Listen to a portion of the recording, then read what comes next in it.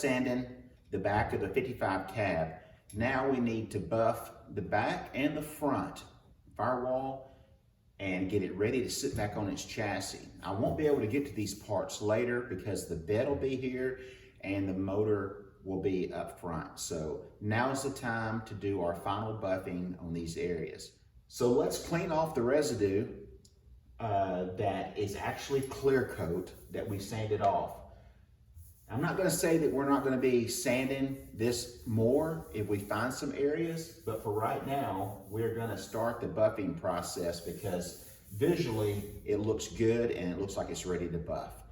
So let's get after it. All right, so as you've seen in other videos, the products that we're going to use, or that I like to use, are these 3M pads and the 3M compounds. Each compound goes with the pad. They're all numbered. 1, 2, and 3. If you forget that they're numbered, blue cap, blue pad, black cap, black pad, white cap, white pad. So you won't get them mixed up. Pads will last a long time as long as you clean them and take care of them, and try not to get around any sharp edges, and try to keep your speeds down. I'm not going to teach you how to buff. That's not what this video is about. It's just showing you what I use, just in case you want to try some of this on your own.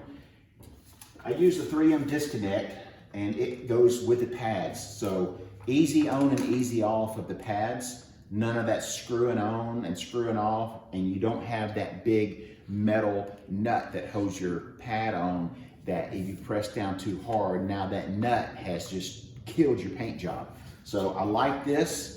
I like the quick disconnect, and I like these pads, and I like the compound. And I have used a bunch. This seems to work the best for me.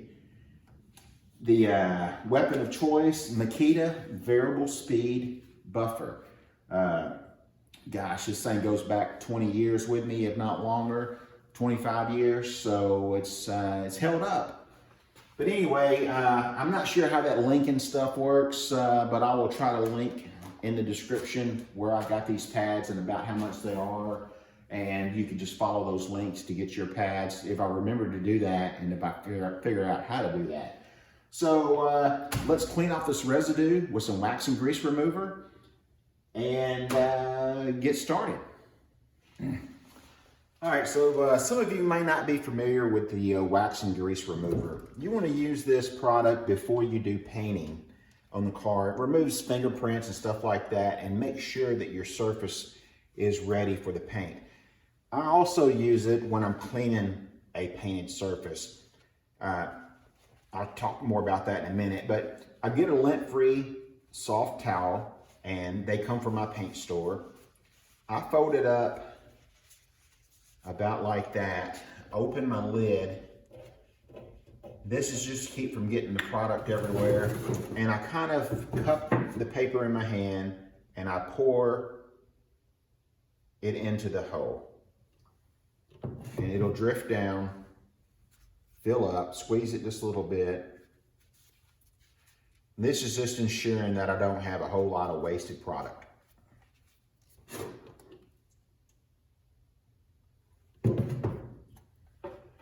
There we go, no mess.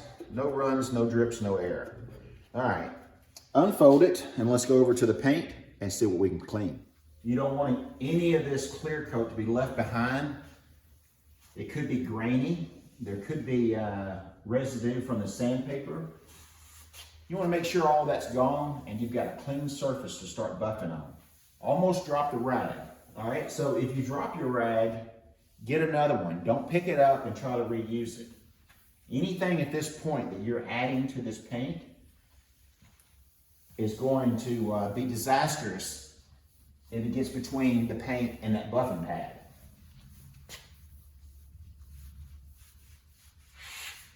I'll get 90% of this off on this white. Hopefully we can make this paint as shiny as this wax and grease remover is.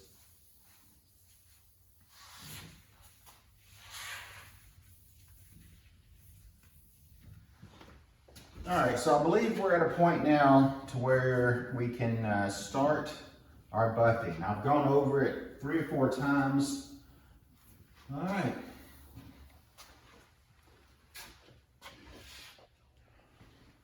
All right, so another thing I like about the 3M pad, and you take advantage of them, you actually get 2 pads in one.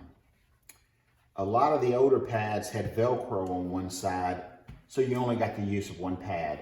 These, you get 2 pads.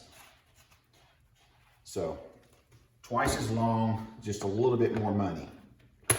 All right, there we go. You can see how far it is before you get into the center. And you really can't press down to get to that nut or to the quick disconnect.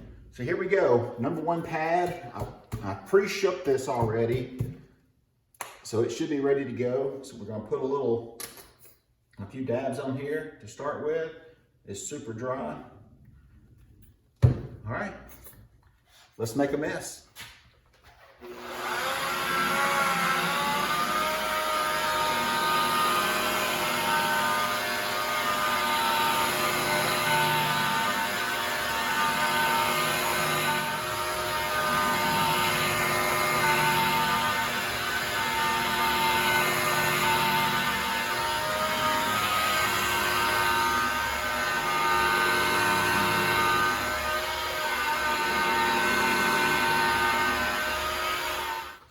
All right, reach up here and touch it. If it's blistering hot, you're in trouble. If it doesn't feel any different than the rest of the car, then you're doing good. Don't put a lot of heat in this paint, guys.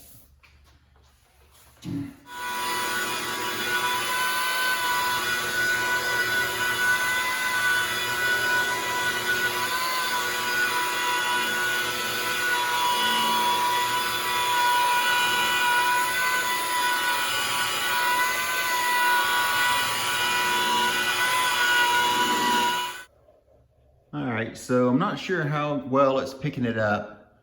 That's number 1 pad. We still have 2 more pads to go, and you can see the results that you're getting out of doing your buffing.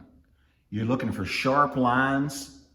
If you see the fluorescent light reflection in the top, it's not wavy anymore. It's pretty sharp. It'll get a whole lot sharper. I'm not going to show the whole buffing of this truck on the video, just a little details. So let's switch pads and do this corner with number 2.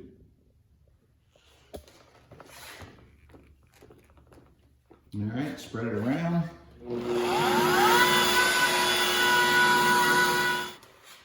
All right, you got to remember to stay off of these edges right here. You can see right there a little bit. You can see right there where it grabbed it a little bit and pulled in and put some residue. So you got to stay off these edges. Get on them too hard and it's going to burn through the paint.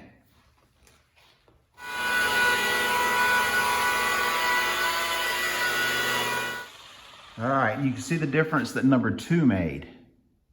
All right, let's go to number 3.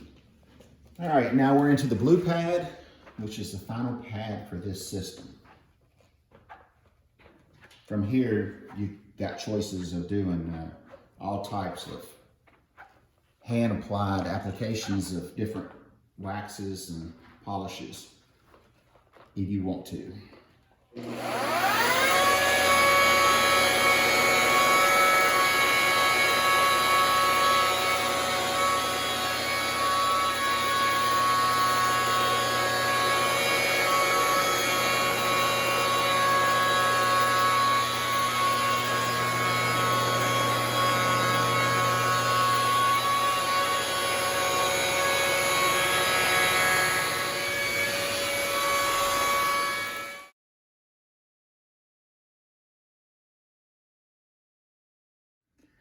All right, guys, there you go. You wave at you through the paint. You can even, in the right light, read the label. You can't do that, probably through the TV screen maybe, but read the label clear. Of course, it would be more of a mirror finish if it was black. But that is why I wet sand and buff. If it wasn't like this, it would be a little grainy. And you can even go further if you wanted to. A lot of you guys said the paint was slick in the beginning, and it was. It was super slick, but it had a little bit of a texture to it. And I put on a lot of extra clear because I knew I was gonna do this. But there's what we started with right there after we sanded it. You can see the light. Let's move over to this side on that same light. And that's after buffing.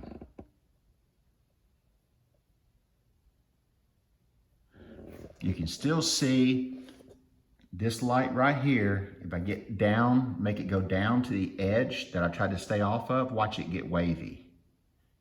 Well, it's getting wavy because of the edge, but you can see the difference where I didn't sand right there.